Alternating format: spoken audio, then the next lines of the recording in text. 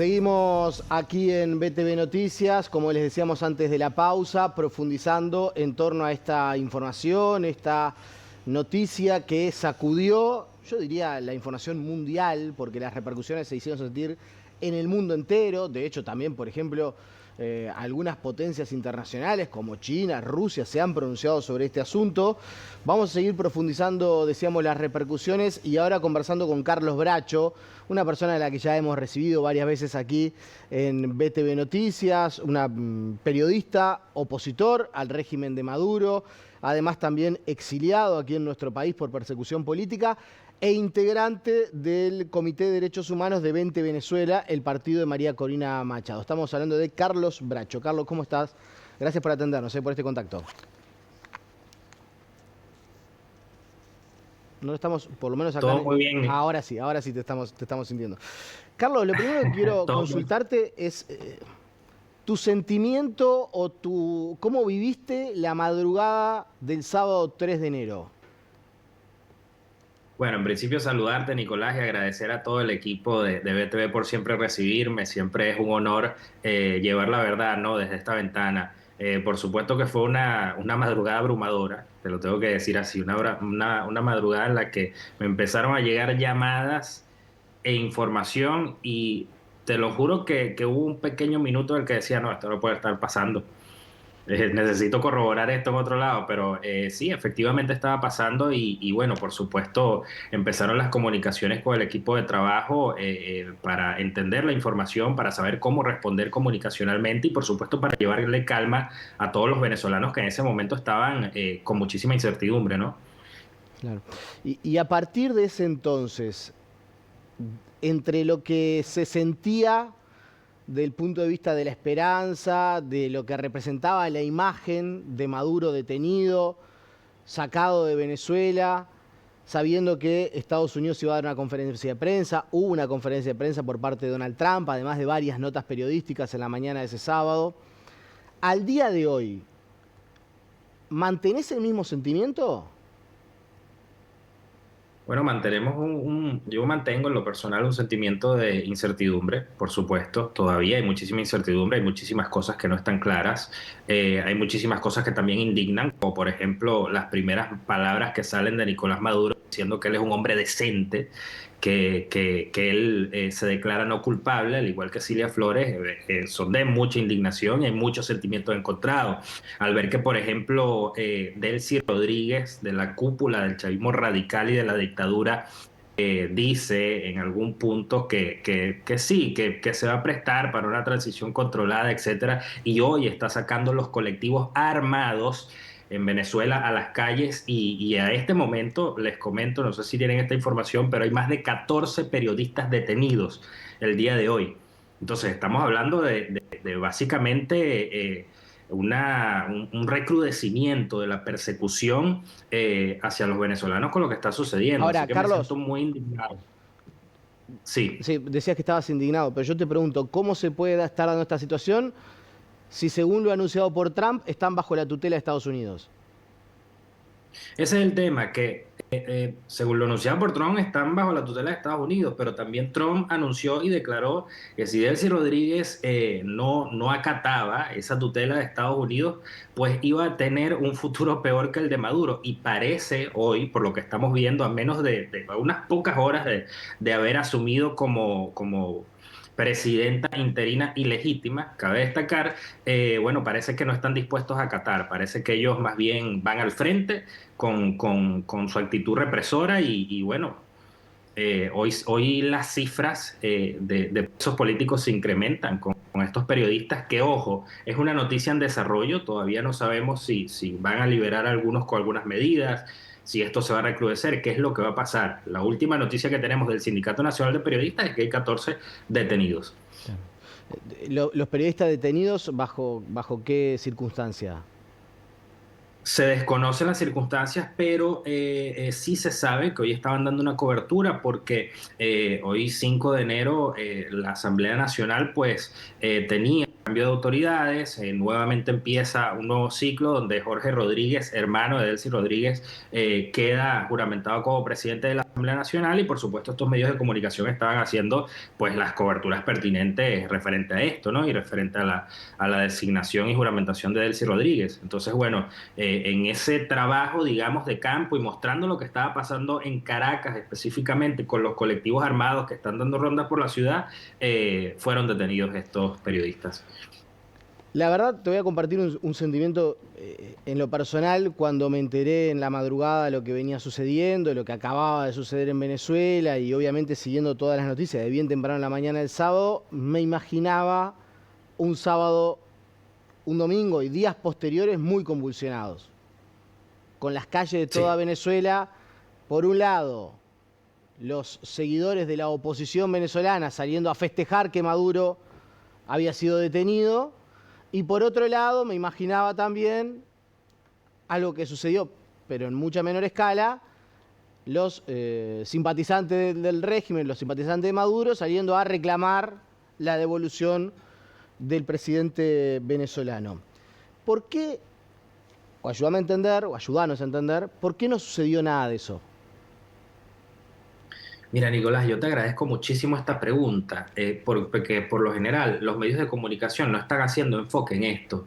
Y hay una realidad, que es que la gente en Venezuela, adentro, tiene muchísimo miedo. Si tú ves las imágenes del día posterior, ¿dónde fueron las celebraciones, Nicolás? Fueron a nivel mundial, es Mm. decir, fueron en los países donde los venezolanos están exiliados, pero en Venezuela no pasó nada, una tensa calma y la gente, caso contrario, salió fue a abastecer combustible en las estaciones de servicio para sus vehículos y a los mercados que estuvieron abarrotados llenos de cola. Bueno, porque efectivamente el aparato represor de la dictadura es fuerte, es a gran escala. Y la gente tenía mucho miedo y aparte hay que recordar algo, en Venezuela están censurados, la gente no tiene acceso a la información.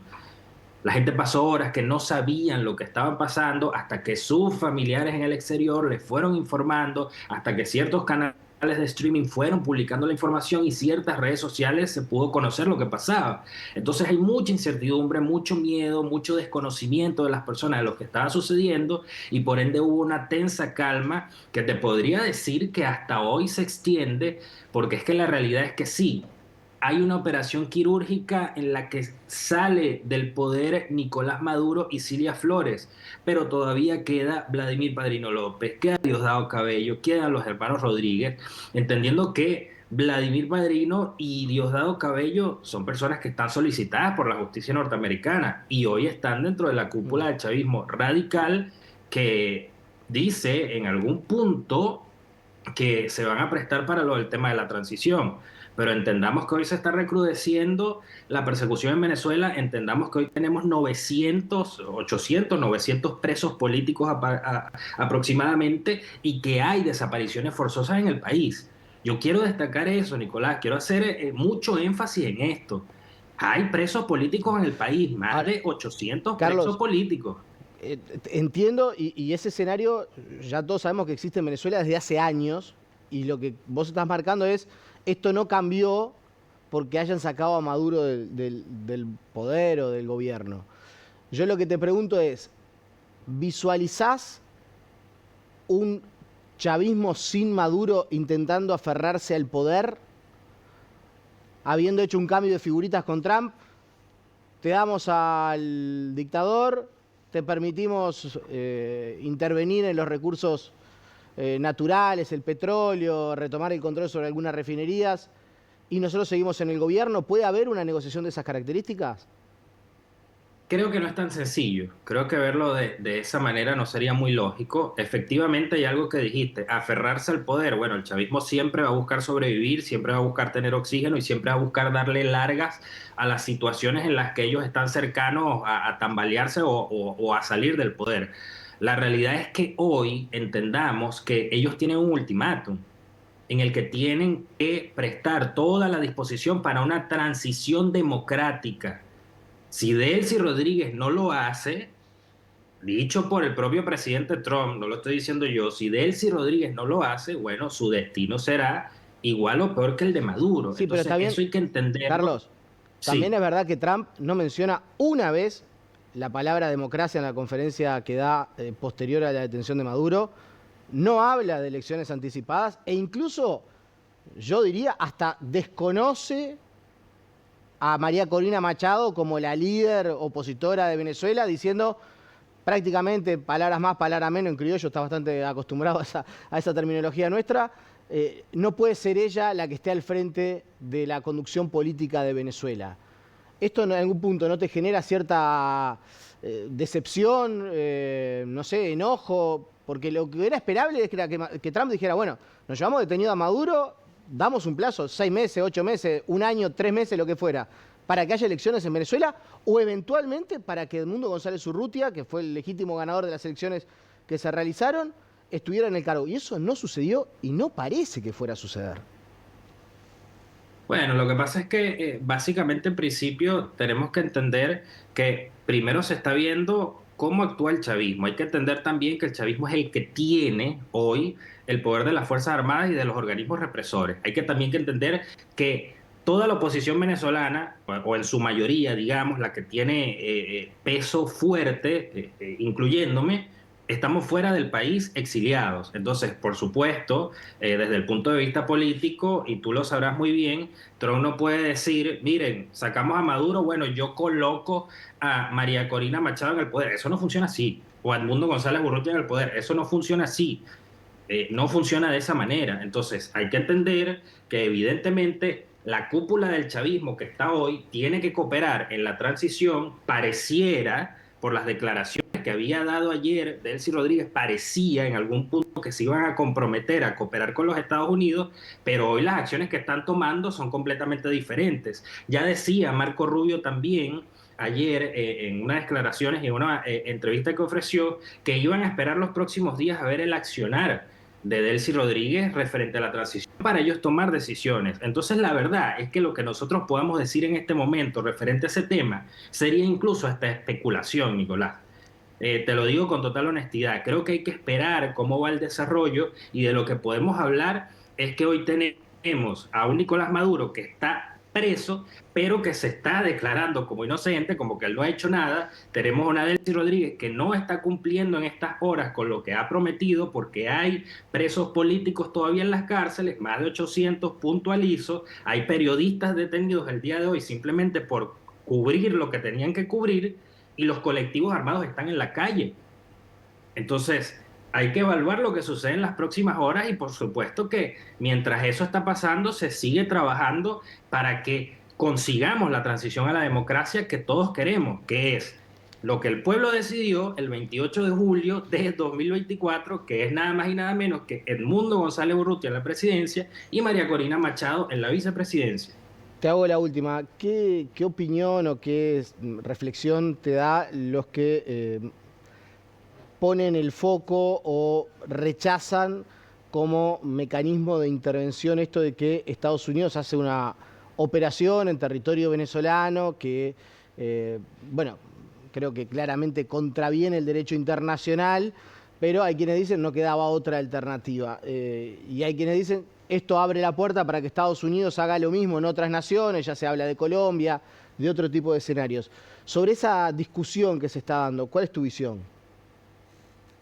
Bueno, mi visión es, por supuesto, referente a Venezuela para no tocar otros gobiernos u otros escenarios. Y es que básicamente, bueno, nosotros tenemos años, Nicolás, muchísimos años de protestas, de muertos, de perseguidos, de gente que está encarcelada.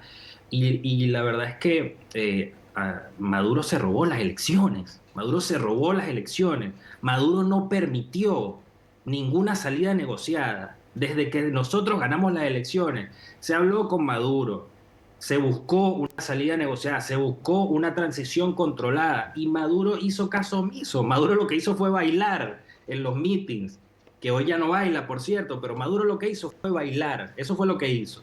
No aceptó ningún tipo de transición negociada, no aceptó entregar el poder, que fue lo que todos los venezolanos eligieron, y entonces, bueno, lamentándolo digamos que lo último que nos quedó fue esto, que hay que entender que a Maduro lo busca el gobierno de los Estados Unidos porque es un narcotraficante y un terrorista. No es que el gobierno de los Estados Unidos está derrocando un presidente y ya, o sea, estamos hablando que lo están buscando por unos cargos muy específicos Sí, ahora, y que Carlos, incluso pese a esos cargos tam- estaban tam- negociando con él y él no también, quiso. también es verdad que Trump indultó al expresidente hondureño que estaba imputado por los mismos cargos por lo que ahora detiene a Maduro. Entonces, el tema del narcotráfico entiendo que es un asunto en el cual hay probada diligencia para vincular a Maduro con ese tipo de actitudes. A mí me cuesta creer que haya sido esa la razón por la que Trump decide intervenir en este conflicto. Digo, por la misma razón por la que se lleva detenido a Maduro, indultó a un expresidente hondureño. Ojo, Maduro puede ser el caso de responsable de los Honduras. delitos de narcotráfico. No creo que ella haya sido la decisión por la cual Trump interviene en Venezuela. Bueno, hay varios casos, ¿no? Porque el caso hondureño es otro caso, el de Venezuela es muy distinto y el de Venezuela hoy tiene unos delitos de lesa humanidad que son muy grandes. O sea, estamos hablando de Claro, otro no, nivel. está bien, Ojo, pero no los estoy delitos de lesa humanidad, comparando. los delitos de lesa humanidad no es el tema del narcotráfico. Claro, no es el tema del narcotráfico, pero también se le imputan hoy. Y tú lo sabes, Sí, porque eso sí. está. También se le imputan. Entonces, estamos hablando de un delincuente general. Si quieres, ok, no digamos la palabra narcotráfico, perfecto. Un delincuente que estaba asesinando venezolanos y que hoy tiene a No, es venezolanos que todavía co- presos, co- yo, el yo creo que régimen. hubiera sido mucho más genuino decir que se lo llevan detenido por delincuente, asesino de venezolano, perseguidor, cercenador de las libertades. Mucho más genuino que hablar del tema del narcotráfico, sobre el cual, insisto, creo que puede haber prueba al respecto, pero no es me parece que no es la razón por la que Estados Unidos interviene acá. Ojo, ojo, pero es que está englobado. No, pero necesito aclarar algo, que es que eso está englobado completo. O sea, no es que yo estoy puntualizando, no, nada más narcotráfico, una de las tantas aristas que tiene, pero todo está englobado dentro de eso. Yo creo que en eso estamos claros todos absolutamente, y hay que decirlo, o sea, hay que puntualizar con la verdad. Hay unos cargos específicos que se están planteando allí y lo otro, Nicolás, que hay que entender.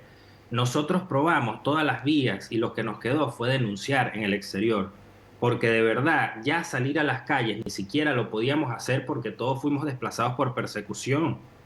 Y eso necesito que se entienda. O sea, quizás puede parecer como algo repetido, ¿sabes? Como que, bueno, los venezolanos lo que hacen es decir que la persecución, que el hambre, no, pero es que es una realidad Ujú.